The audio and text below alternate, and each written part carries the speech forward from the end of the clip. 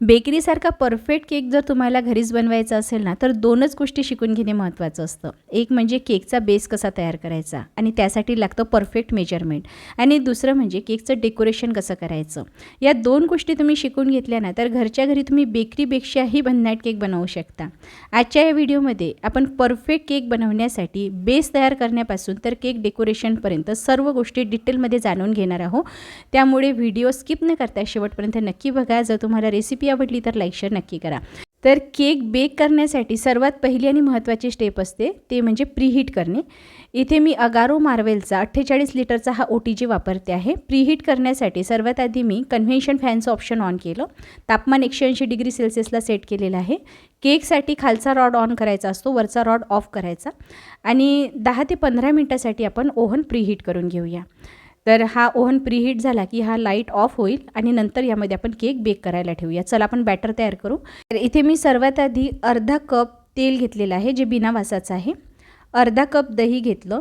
1 cup powder साखर घेतलेली आहे म्हणजे पिठी साखर. यामध्ये 1 टेबलस्पून बटरस्कॉच इसेन्स घातलेला आहे. छान फेटून घ्यायचं. पूर्ण साखर विरघळली पाहिजे आणि बॅटर असं दिसायला हवं. आता यावर एक चाळणी ठेवायची. यामध्ये मी 1.5 कप मैदा घालते आहे. सोबतच 1 टीस्पून बेकिंग पावडर घालायचं. बेकिंग सोडा अर्धा टीस्पून घालायचा. बेकिंग सोडा जास्त घालायचा नाही, नाहीतर बेसमध्ये त्याचा वास येतो. आता यामध्ये मी मिल्क पावडरचं एक सॅचेट घालते आहे. चिमूटभर मीठ घालते आणि हे सर्व गाळून घ्यायचं. चला आता ड्राय इन्ग्रेडियंट्स गाळून झालेले आहे. यामध्ये आपल्याला दूध घालायचं आहे. तर पाऊण कप एवढं दूध घेतलेलं आहे. दूध रूम टेम्परेचरला असलेलंच घ्यायचं, तापवायचं, गार करून घ्यायचं आणि नंतर वापरायचं. आता हे संपूर्ण दूध मी बॅटरमध्ये घातलेलं आहे. कट अँड फोल्ड करून आपल्याला हे मिक्सचर असं मिसळून घ्यायचं आहे. बघा बॅटर अगदी स्मूथ असं तयार झालेलं आहे. रिबिन कन्सिस्टन्सी यायला हवी. आणि इथे मी बदामी आकाराचा हा केक टीन वापरते आहे. तेल लावून याला बटर पेपर लावून मी तयार केलेलं होतं. बॅटर घातल्यानंतर 2 ते 3 मिनटासाठी टॅप करायचा म्हणजे यातले एअर निघून जाते आणि केक जो आहे ना तो डोम शेपचा बनत नाही. एकदा मी टूथपिकसुद्धा पुरवून घेतलेली आहे. बघा लाईट ऑफ झालेला आहे. रिंग झाल्यानंतर समजायचा हा प्रीहीट झाला. केक बेक झाल्यानंतरसुद्धा जेव्हा रिंग होते तेव्हा लाईट ऑफ होतो आणि केक बेक होऊन तयार होतो.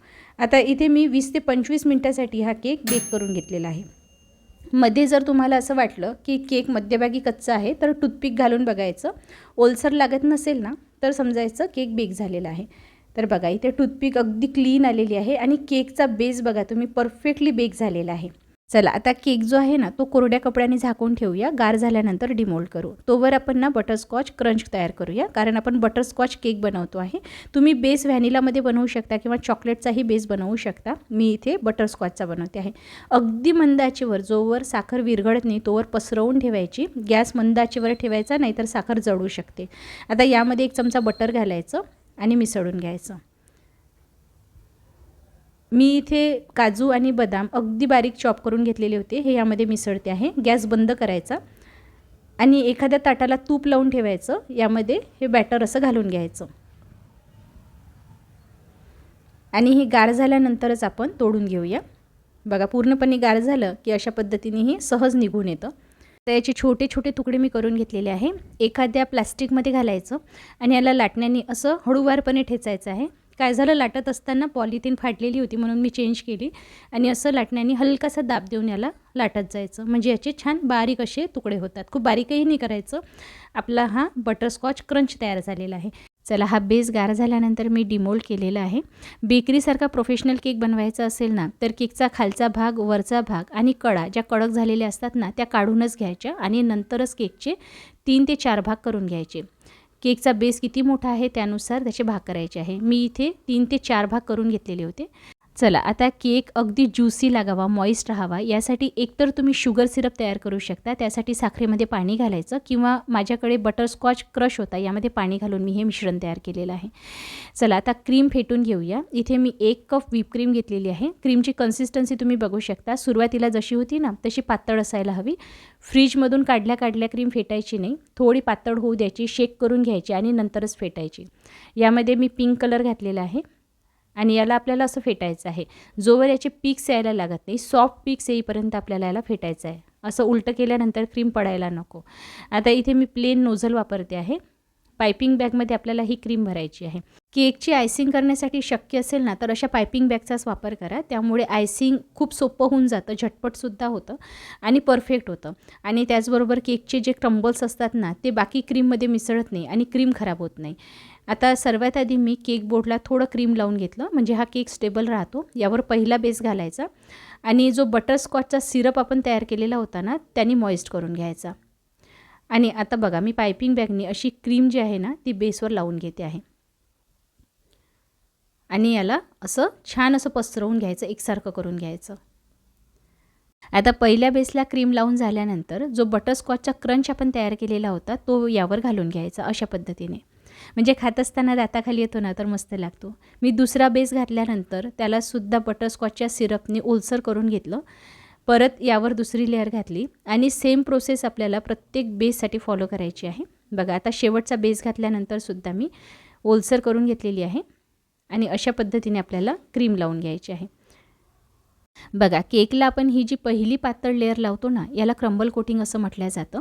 ही केल्यानंतर केक जो आहे ना तो अर्ध्या तासासाठी फ्रीजमध्ये गार करून घ्यायचा आणि नंतरच दुसरी लेअर लावायची किंवा डेकोरेट करायचा.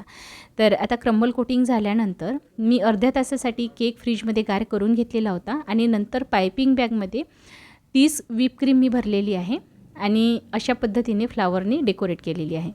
बघा तुम्हाला जर बेकरीसारखा सुंदर केक डेकोरेट करायचा असेल ना तर ज्या बेसिक नोझल्स मिळतात ना त्या तुमच्याकडे असायलाच हव्या. इझिली तुम्हाला ऑनलाईन मिळून जातील. मी ऑनलाईनच ऑर्डर केलेल्या होत्या किंवा तुम्हाला कुठल्या शॉपला मिळत असेल तर तिथूनही तुम्ही घेऊ शकता. फार नाही 4-5 ज्या बेसिक नोझल असतात त्या तुमच्याकडे असायला हव्या.